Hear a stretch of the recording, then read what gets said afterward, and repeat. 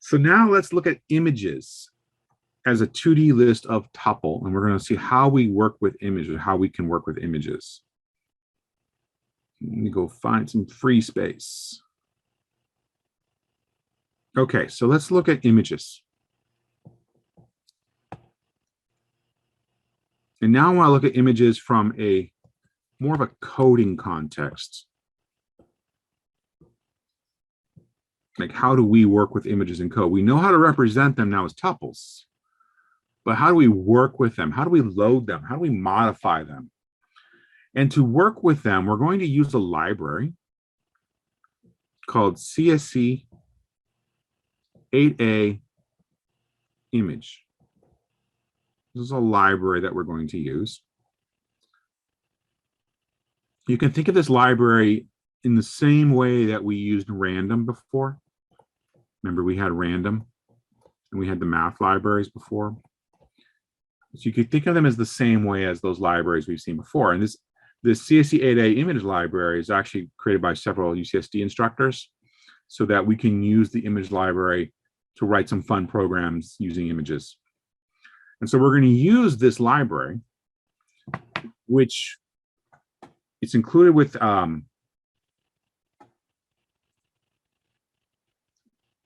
PA5. It's also, you can also download it from today's lecture. But first, let me create a new file because we need to use a file for this. And I need to save that file in the same folder as the library. It just happens to be my lecture folder. So lecture 13, see that file there, CC8A image.py? That is the library that we're using. So we need to be in the same folder as that library. So this is going to be viewimage.py.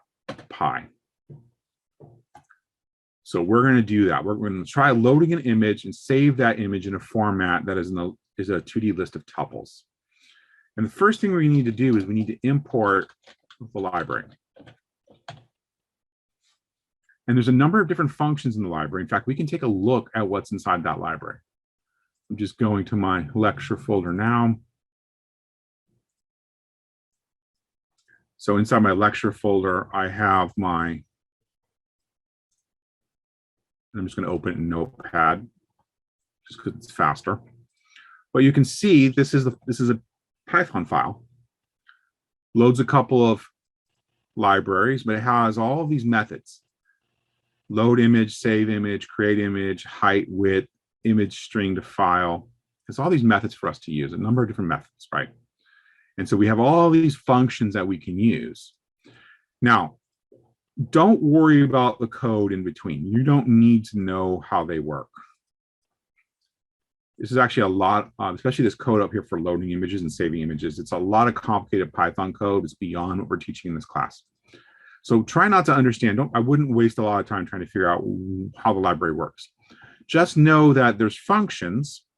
So, and by the way, the documentation for all of this is actually in PA5. So if you go to PA5, you'll see the documentation for the image library, which will give you better explanations of all the functions themselves, and then their parameters and their return values. So we just need to know how to call these functions. We don't need to know how they work. We just need to know how to call them. And so you can see that load image requires a file name. And I'm going to load a small image called star. So this image in here called star is actually really, really small. It's like 10 pixels by 10 pixels. Notice it's a PNG file, star.png.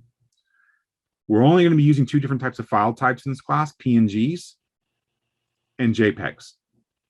And so that's an important thing to understand because there are other types of files out there, but that's not what we're using here. And I don't really know if the library would support things like GIFs or TIFF files. So we're only going to concern ourselves with PNG, which is a .png, portable network graphics file. And then we have .jpeg, JPG, also could be .jpeg. I forgot what JPEG stood for, but it's a graphics format that's also popular. Both of these are very standard on the internet. So most of the images on the internet are PNGs or JPEGs. But we're going to ignore anything other that's not these two types of files. And so let's load the star in our code. And so we're going to use the load image function. And again, this has to be in the same folder, not only as the library, but it has to be in the same folder as star PNG. So here's my view images, the same folder as the library in the PNG file I'm using.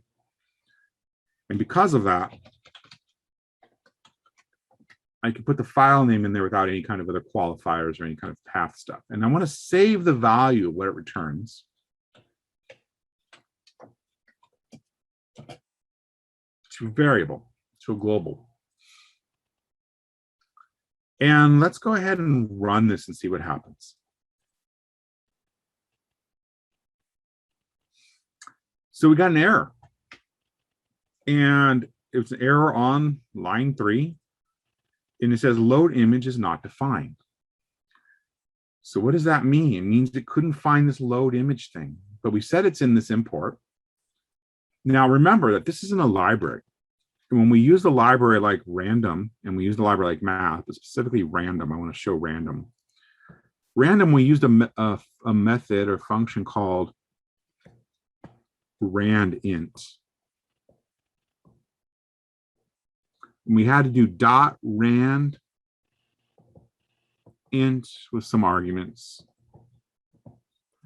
So we should have done the same thing with our image library.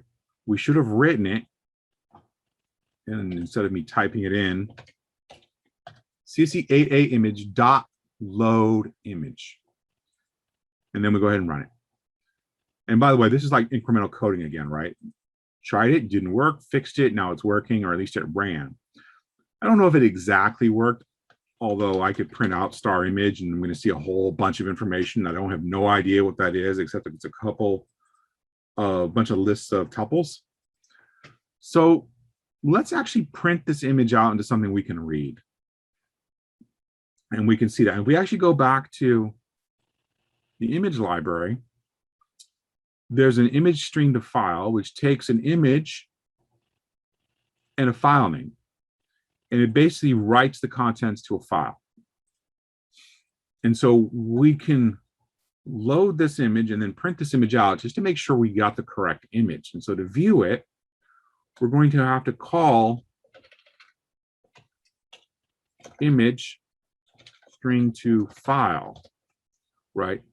And what this is going to do is it's going to give us a string representation of this image using a list of tuples and write it out to a file. And we have to give it a file name. And I'm going to, and it has to be a TXT file so we can open it properly, but it's a TXT. It's just a text file that we're going to open up. So it takes a list of pixels, which is actually what star image is a 2D list of pixels. We pass that 2D list of pixels to the image string to file, and it's going to save that in a readable way in the TXT file. And so let's run this and see what happens. Doesn't look like anything happened, but if we open up, we now have this new file called starreadable.txt, and I can click and open it in Notepad, or I can open it in Notepad++, which is what I prefer, but and you can see what's in here, right? We have tuples as rows. So you can see 1, 2, 3, 4, 5, 6, 7, 8, 9, 10 rows. And then we have columns, and it's word wrapped. I have word wrap set on. If I turn word wrap off, you can see now we only have 10 rows. And then we have all these columns. And you can tell that the leftmost dot is a white color, right? 255, 255, 255. And where the star appears, you can start seeing different color values in here where the star appears, and we can scroll over and we see more color values in there.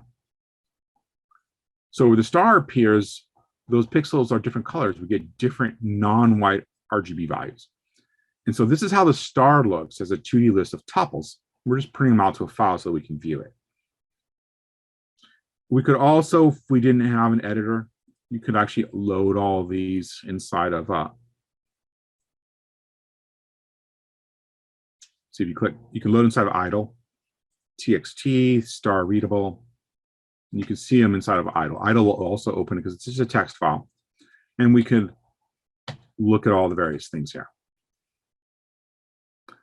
Now, this is a 10 by 10 pixel file. For bigger images, this method does not print out everything. In fact, if we looked at it, you can see that it limits the height and width to 20. This will only print a maximum of 20 rows and 20 columns. However, our image is 10 by 10, so it prints the whole thing. Now, it's kind of confusing to write the CSC8A image all the time, right? Not to mention it's a lot of typing. And if you misspell it, which I often do, which is why I copy pasted, then you're going to have a lot of problems, compiler problems. And so instead of writing it in front of all these functions, and when we're using images, we're going to be calling a lot of different functions in here. We want to be able to write this in a better way. And for example, something you might be using inside of CC8 image, you may want to get the height and width of an image. And so if we wanted to print out the height and width of an image, remember we would have to do height star image, but we would have to put this in front of it. And then the width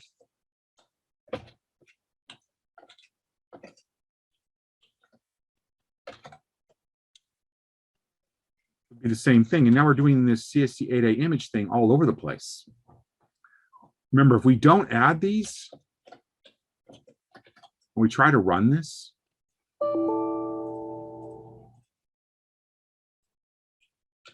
yeah, let me see where I have a mistake. Not enough parentheses. Remember, if we don't include it, it doesn't know what height is. It's not defined. And so we have to put this in front of it every single time. I don't know about you, but that's pretty annoying. But there's another way we can fix this, right? We want to avoid the errors, so we have to use .height, .width in the CC8 image. And you know, if we run this now, we'll actually get the actual 10 by 10. It's a very small image, it's 10 by 10.